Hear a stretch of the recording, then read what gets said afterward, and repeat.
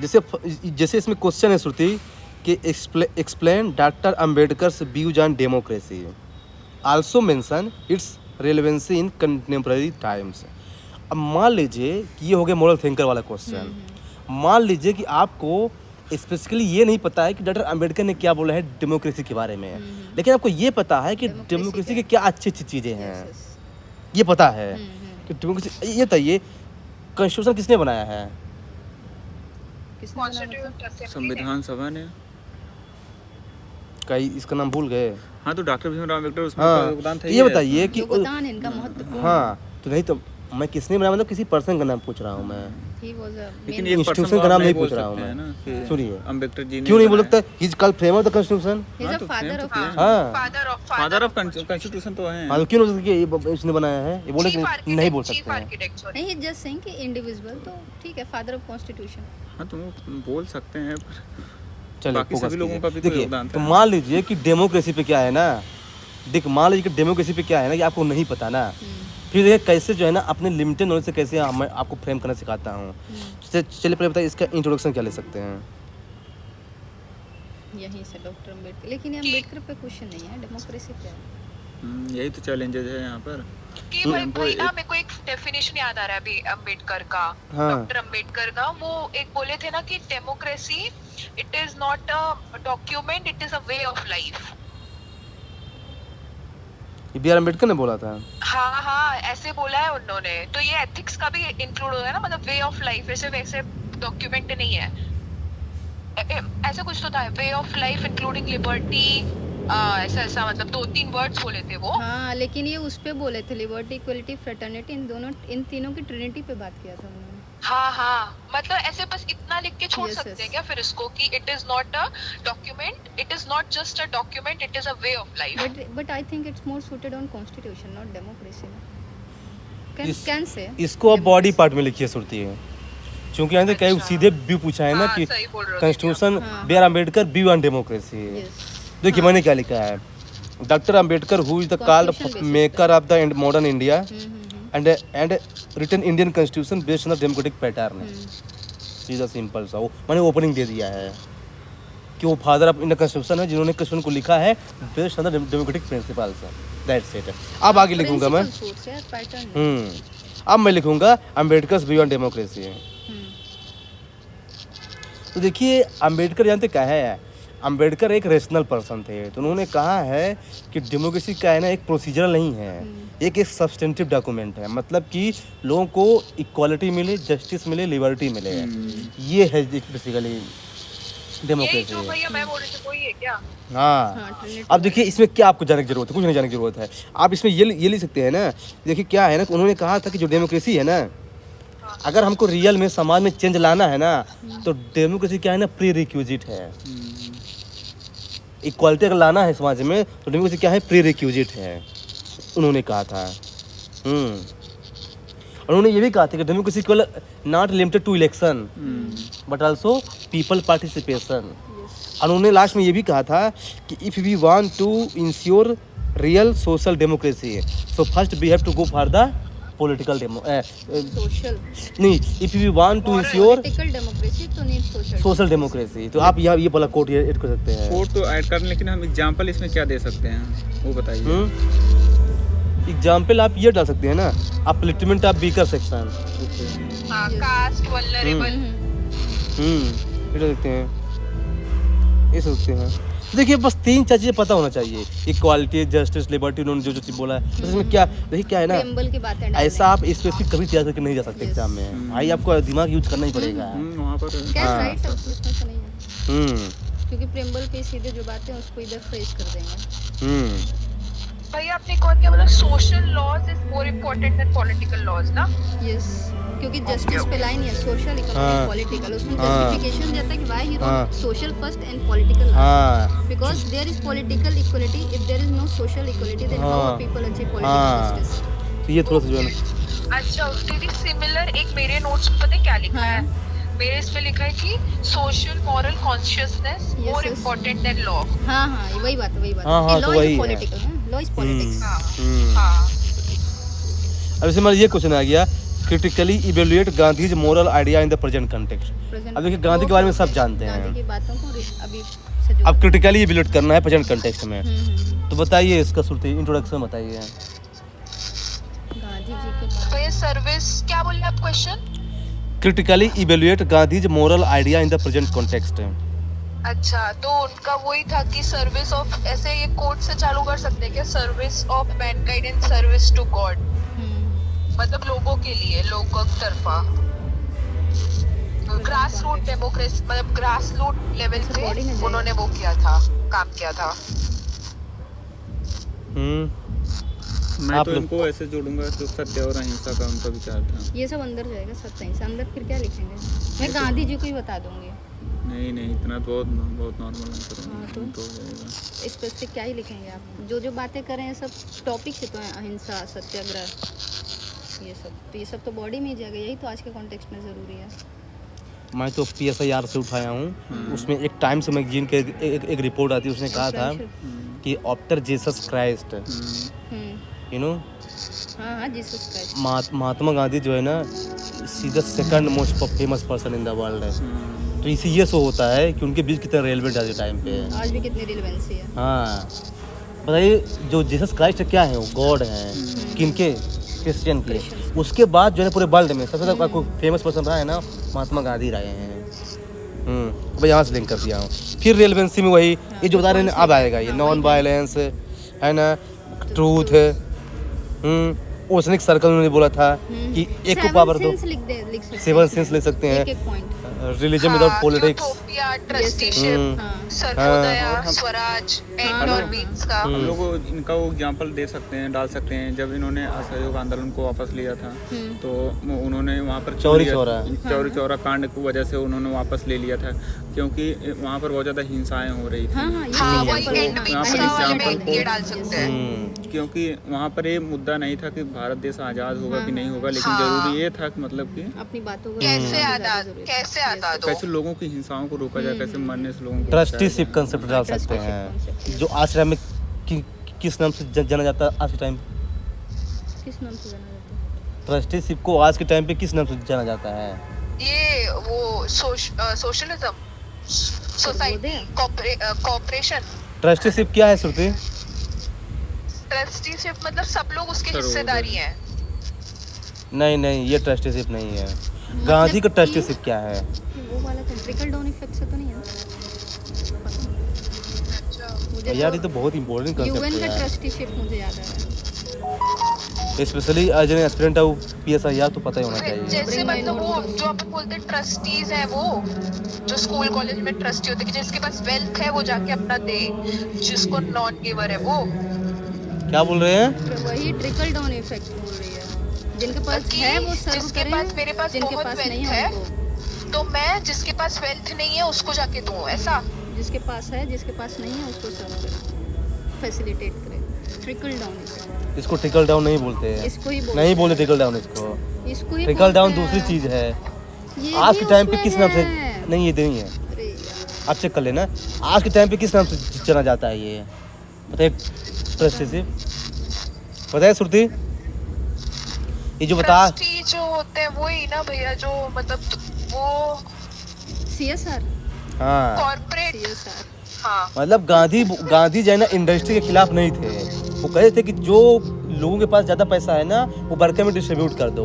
वो गांधी का था ट्रस्टीशिप कंसेप्ट है। अब इसी को आज तक हम बोला जाता है CSR, कॉर्पोरेट सोशल रिस्पॉन्सिबिलिटी। तो आप ऐसा लिख सकते हैं कि आज टाइम में कितना रेलिवेंट है वो बड़े CSR। उद्योग की बात नहीं करते थे, वो छोटे छोटे उद्योग की बात नहीं, तो वो इंडस्ट्रियलाइजेशन के खिलाफ ही नहीं थे। जैसे क्या है कि बड़े बड़े लोग जो है ना बोले कि ये जो है ना इससे इनइक्वालिटी बढ़ेगी ना, बोले कि कोई बात नहीं है, रिच क्लास को रहने दो। लेकिन बस क्या है कि जो रिच क्लास है ना उनका पैसा जो है ना प्रॉपर यूटिलाइज करो लोगों के वेलफेयर करने के लिए।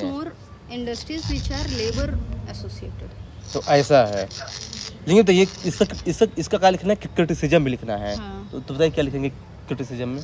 वही कि अहिंसा को फॉलो नहीं करना। आज के ज़माने में तो अगर आप अहिंसा रहेंगे तो कैसे होगा? You need to have hard diplomacy with soft diplomacy, you need to have both, ऐसा।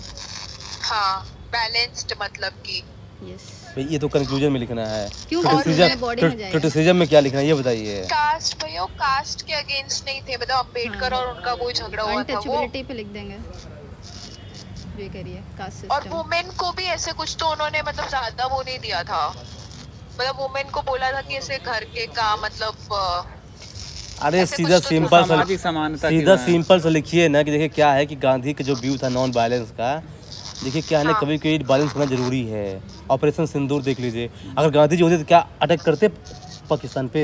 ना करते, लेकिन जरूरी थे करना इंडिया को। तो क्या है ना कि कभी जो है ना ये जो है ना गांधी का सिद्धांत का काम नहीं करेगा। तो इस रियल लाइफ में ऐसा लिख सकते हैं डायरेक्ट एग्जाम्पल दे करके। हाँ आइडियलिस्टिक जगह प्रैग्मेटिक होना है। अब कंक्लूजन में जो आप लोग बोल रहे हैं कि शॉर्ट पावर सब ना, ये आप लिखेंगे दोनों को बैलेंस करना जरूरत है, जरूरी है, ये कंक्लूजन में आएगा। ये है तो देखिए क्या है ना, देखिए बात सिंपल सी है। इसका कहीं पेश आया देखिए कितना रेलेवेंट देख सीधे वही सीधे उठा लिया सीधे वहीं से। क्वेश्चन वही से तो unexamined life is not worth living, ये भी पूछ चुका अब देखिए कौटिल्य पे क्वेश्चन पूछ रहा, देख लीजिए कि explain the political and economic governance of Kautilya as well as to describe the similarity between Kautilya order and principle of public administration and corporate management. देख लीजिए। ओके। अब बताइए कौटिल्य के बारे में क्या, इसका क्या लिखेंगे इंट्रोडक्शन। कौटिल्य का इसको हम लोग हिस्ट्री में भी पढ़े हैं, हाँ। इसको हम लोग जो है ना उसमें भी पढ़े हैं, Political science में हाँ भी। सब जगह पढ़े हैं। कौटिल्य जो है ना वो सुरक्षा की बात करता है ना, भूभाग मैं हो इसको गया। ना मतलब कौटिल्य उनकी ट्रेटिस जो अर्थशास्त्र है हाँ। उसका इम्पैक्ट इन हाँ, ऑल दी मतलब its impact on multifaceted way, ये लिख दूंगी जिसमें सारी चीज़ आ जाएंगी, from economics to politics to governance सब कुछ। और मतलब ऐसे भी लिख सकते हैं कि कौटिल्य मेन मतलब आइडियाज जो थे उनके रूटेड थे ड्यूटी के तरफ, धर्मा के तरफ। और एक और लिख दूंगी मैं, जो पॉलिटी में पढ़ते हैं कि फ्रेंड फिलोसफर गाइड गवर्नेंस पे जो उसके लिए पढ़ते हैं जो, तो इसको लिख दूंगी still Kautilya's views are working as friend philosopher and guide. लिख सकते हैं, सही है। फिर देखिए कि जो है ना political economic governance of Kautilya, तो देखिए पॉलिटिकल गवर्नेंस में लिख दीजिए उन्होंने सेंट्रलाइज एडमिनिस्ट्रेशन की, तभी तो मौर्य जो है ना बहुत सेंट्रलाइज था, इसीलिए था। हाँ सप्तमंडल। ये तो कौटिल्य का व्यू रिलीजन पे क्या था? धम्म। सबको साथ लेके चलो। रिलीजन पे था, रिलीजन पे ये तो गांधी का था। रिलीजन पे कौटिल्य का क्या व्यू था? वो मतलब अपोज करते थे, क्या करते थे, ये पूछ रहा अपोज तो हूँ। नहीं करते थे तो क्या करते थे, सपोर्ट उस करते समय, थे? तो कितना अजीबी को ये सबको संरक्षण प्रदान किया गया था, अगर अपोज करते तो कैसे होता। तो बताइए उन्होंने क्या बोला था रीजन को लेकर, ये तो बताइए। ये सीधे अपने PSIR में है डायरेक्ट कौटिल्य, हाँ है तो। ऐसा पता होना चाहिए कि क्यों इसका रिलीजन पे क्या व्यू है, उस पर क्या व्यू है, एथिक्स पे क्या व्यू है, करप्शन पे क्या व्यू है कौटिल्य का, ये सब पता होना चाहिए।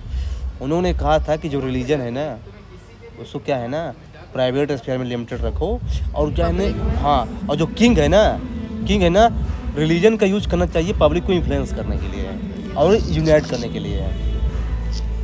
हाँ, मतलब तो उन्होंने ये मैकियावेली जैसे ही कि हाँ, प्राइवेट लाइफ। तभी तो मैकियावेली को कंपैरिजन किया जाता है। फिर है इकोनॉमिक गवर्नेंस, ठीक ना।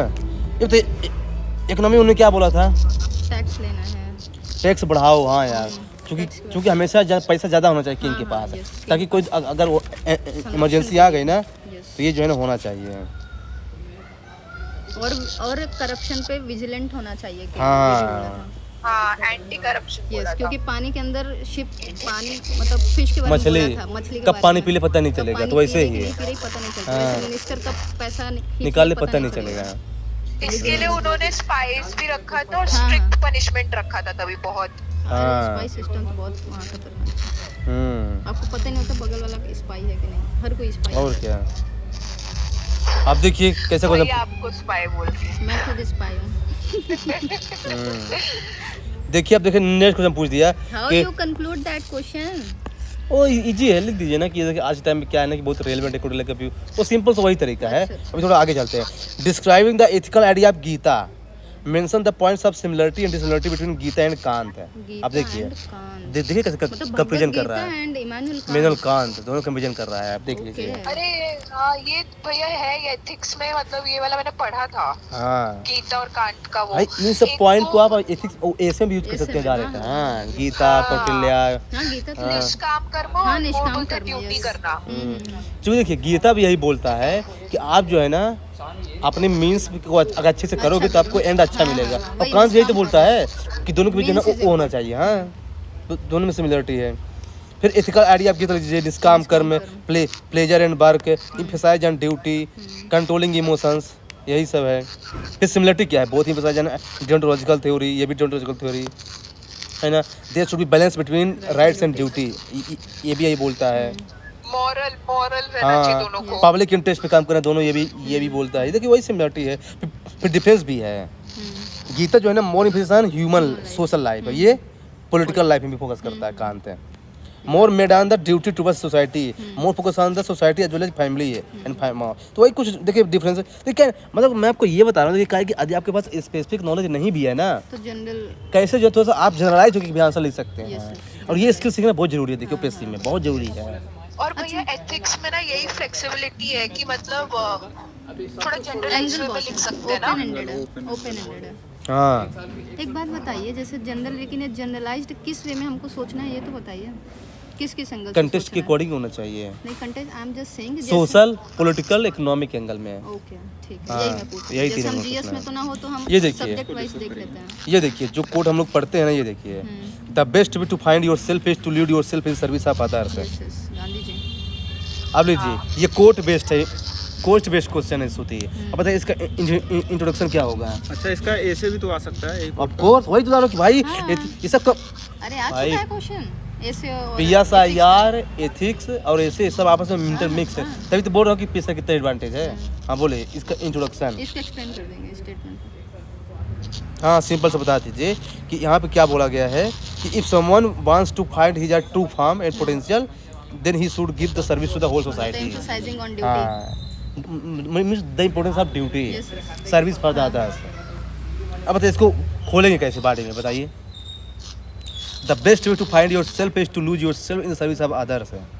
बताइए श्रुति, चलिए इसमें बताइए पॉइंट। अलग अलग एंगल्स लिख देंगे कि ड्यूटी जहाँ जहाँ इन्वॉल्व है। जैसे पॉलिटिक्स में तो हमें करप्शन नहीं करना चाहिए, we should duty towards service oriented ऐसा होना चाहिए, ऐसे करके। हाँ मतलब बहुत सारे एरियाज में इकोनॉमिक्स में कैसे कैसे हम कंसंट्रेशन लोग ऑफ वो वेल्थ कर नहीं सकते होना हैं। चाहिए, सोशल में इक्वलिटी प्रमोट करना चाहिए, inequality नहीं तो उसमें नहीं, योर ऐसे- सेल्फ कैसे पाएंगे, ये भी तो बताना है कि नहीं, फाइंड ये तो योर ऐसे सेल्फ है। लिखेंगे। फाइंड योर अच्छा, सेल्फ है। मतलब भैया ऐसा है ना, ये एक कोई तो थ्योरी बोलता है ना कि ये तो जब मैं आप इंडियन दूसरों आर्मी का के वो लिए दे कुछ दूंगा। अच्छा करते हो ना भी हो सकता तो है, ड्यूटी, ऑटोमेटिकली yes, तुम्हारा भी बहुत मतलब अच्छा होने लगता है। ऐसा कुछ तो है ना, इसको बोलते हैं ना कुछ तो। हाँ तो वही तो लिखना है कि आप जो है ना आप जो एक theory का नाम आप है। दूसरे की सर्विस कर रहे हैं, लेकिन उससे क्या है ना कि आपकी भी खुशी हो। नहीं खुशी तो है ही, इससे आपकी एक आइडेंटिटी बन गई सोसाइटी में। मतलब empathy, sympathy, perfect example Mahatma Gandhi देख लीजिए। उन्होंने दूसरों के लिए अपने सत्याग्रह को अपनाया, लाइफ में देख लीजिए उन्हें फादर ऑफ नेशन का टाइटल दिया गया। ये बताना है आपको कैसे उन्होंने दूसरों के लिए काम किया, उनकी खुद एक आइडेंटिटी बनी। करिए टू फाइंड योर सेल्फ है, to lose your self in the service of the other. अच्छा तो इसमें सिर्फ गांधी जी के एग्जांपल देंगे, किसी और नहीं को नहीं भी दे सकते हैं? जैसे भाई अम्बेडकर सब कुछ दे पूरा सकते डाउन हैं। ट्रोडन के लिए काम किया, अब उनको हाँ। मसीहा बोला जाता फ्रीमैन है। ऑफ द कॉन्स्टिट्यूशन बोला जाता है। हाँ। ये पूरा लिखा है इसमें, हर एंगल में लिख दीजिए। Okay okay. हाँ फिर इसमें वो भी भैया डाल सकते क्लास हैं सत्तार जैसे- थी, हाँ हाँ, उन्होंने चाइल्ड लेबर काम कर देख लिया, आज उनको नोबेल प्राइज मिल गया। पीस ए- प्राइज। यस एक अच्छी आइडेंटिटी है देख लीजिए सोसाइटी में। तो ऐसे लिखना है कि उन्होंने दूसरों के लिए काम किया और उनको खुद एक आइडेंटिटी बन गई सोसाइटी में। Got it. हाँ तो ये एक डाउट है मेरे को कि अगर समझो अभी महात्मा गांधी के ऊपर बेस्ड है, कोट हमें पता है महात्मा गांधी का है, ठीक है। हाँ। तो क्या मैं इसमें दूसरे थिंकर्स और Definitely. सोक्रेटिस को ऐड कर सकते हो, आइडियल मैन को? Definitely why not. हाँ लेकिन एक बताइए, जो मैं बोली थी अभी कि करप्शन नहीं करना है, क्योंकि हम ड्यूटी करेंगे तो करप्ट नहीं होंगे, तो इसको नहीं लिख सकते? कर सकते हैं, लेकिन कहीं क्या है एक ना कि एंगल बस में कहीं हम एग्जांपल में ऐड कर सकते हैं। लेकिन जाने को उसको फ्रेम करना पड़ेगा ना। फिर कैसे आप उससे उससे उसी का आइडेंटिटी तो बनेगी, इसका ये बताना एग्जांपल पड़ेगा देना ना। पड़ेगा। हाँ तो फिर ज़्यादा लंबा हो जाएगा, इसलिए आप डायरेक्ट एग्जाम्पल लिखिए Example और को फिर जो है explain उसको कर हाँ तो Okay. वो ज़्यादा सही है। चूँकि भाई 150 वर्ड्स का है ये, कहाँ ज़्यादा स्कोप है इसमें तो एक्सप्लेन इसमें करने का। 4-5 एग्जांपल। भैया एक हाँ, और enough है। वर्ड मेरे को इसमें मेरे नोट्स में दिख रहा है कि ना ये हिडोनिज्म जो होता है कि हम अपने खुशी के लिए सब चीजें करते हैं, हिडोनिज्म।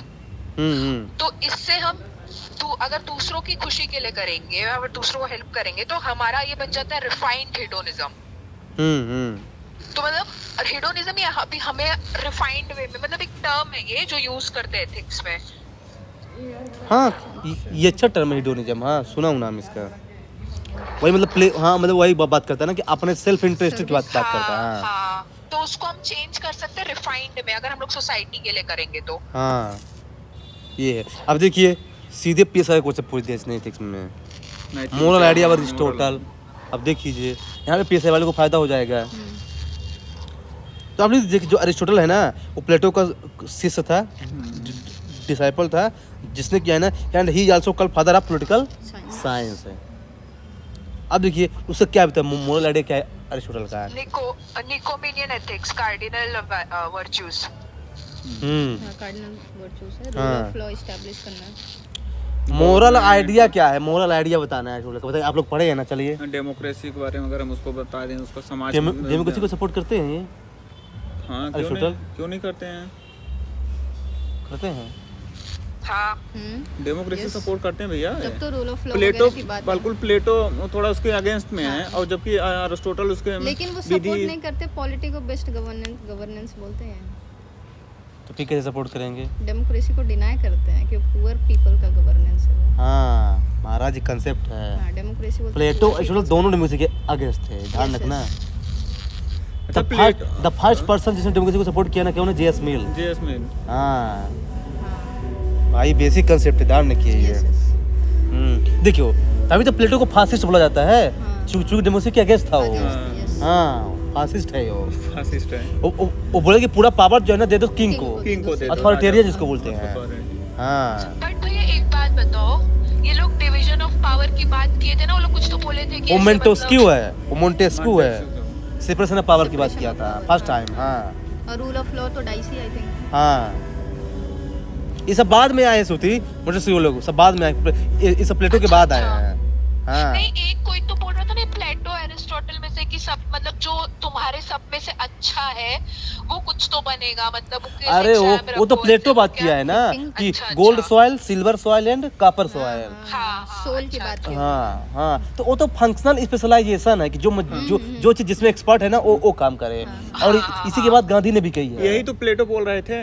हाँ, प्लेटो कहते थे कि अगर कोई व्यक्ति नाई है या फिर वकील है, वो राजा नहीं बन पाएगा।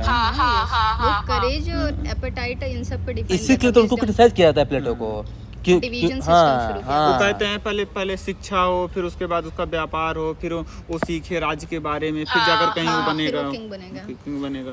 तो ये बताइए आप इसमें क्या पढ़ लिखे बताइए। अब आपको 150 वर्ड्स में लिखना है मोरल आइडिया ऑफ अरिस्टोटल। एक लिखेंगे यूडेमोनिया, गोल्डन मील पाथ। हाँ, गोल्डन मिल यहाँ की डेफिनेटली आप ले सकते हैं। ये गोल्डन वाइज गोल्डन रूल्स। फिर इन्होंने बोला था पॉलिटिक्स को लेकर के कि there should be coordination between politics and ethics, जो कि गांधी ने भी कहा था।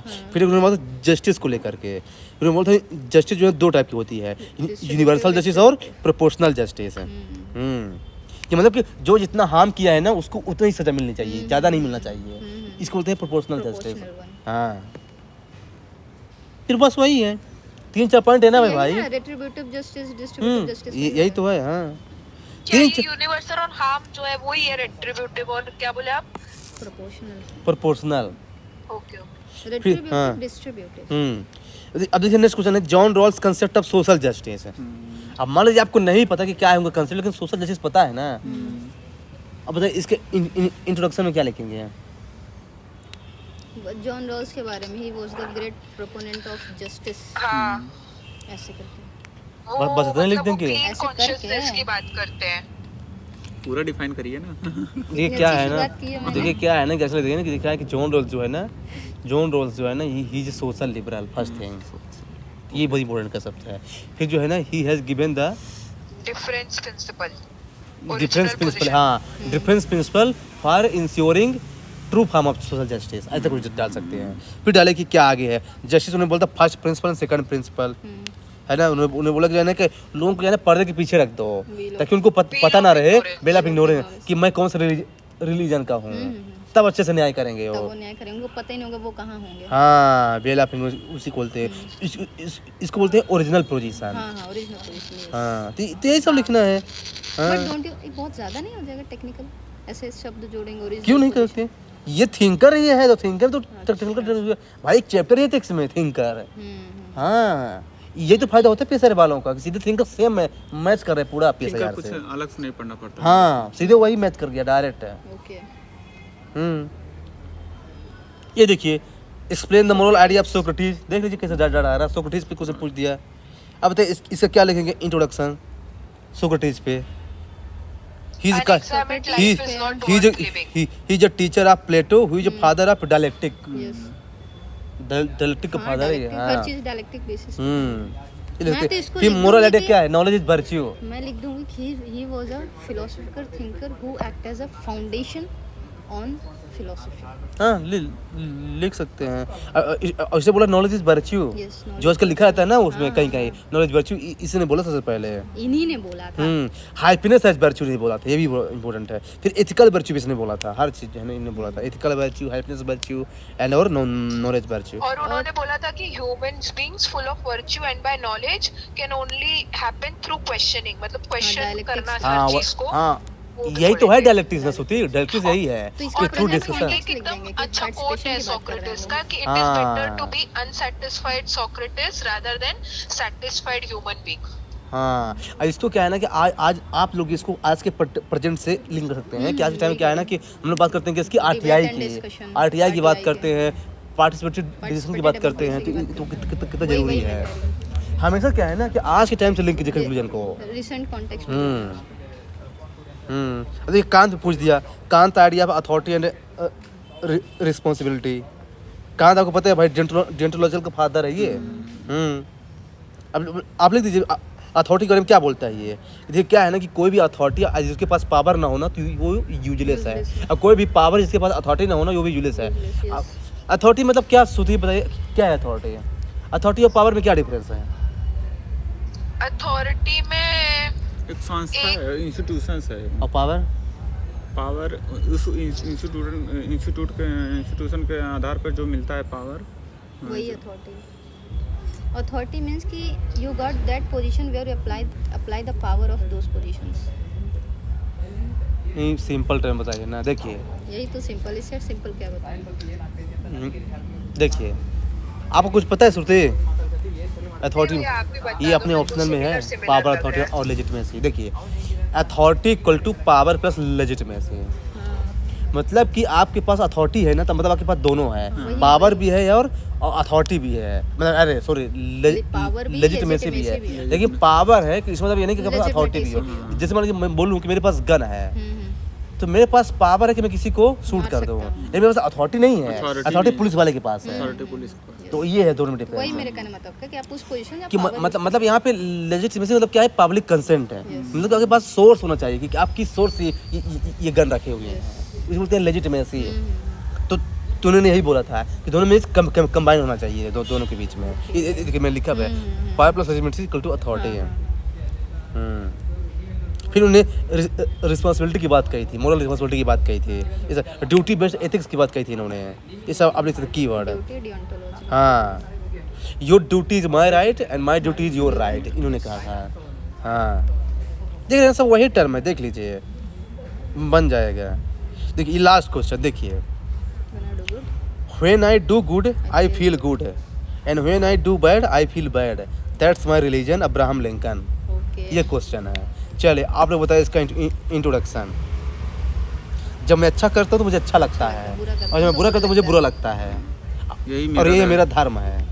आप बताइए कि इसका क्या है मतलब। चलिए बताइए श्रुति, इसे क्या लिखेंगे इंट्रोडक्शन? इसको तो एक्सप्लेन कर सकते हैं वैसे कि क्या मतलब कैसे? है इसका। कैसे बताइए? मतलब कि क्या आप जैसे जो यही काम कि हम लोग करते हैं उससे हमारा कैसे एज ए ह्यूमन कैसे मतलब हमें change कैसे हो रहा है, प्रॉफिट हो रहा है, हमें उससे कैसे हार्म हो रहा हम्म? है। How we treat we reflect ourself. हम किसी को चिल्ला रहे हैं, इसका पे है कि हमें गुस्सा है, we are having emotion of hatred, ऐसे करके।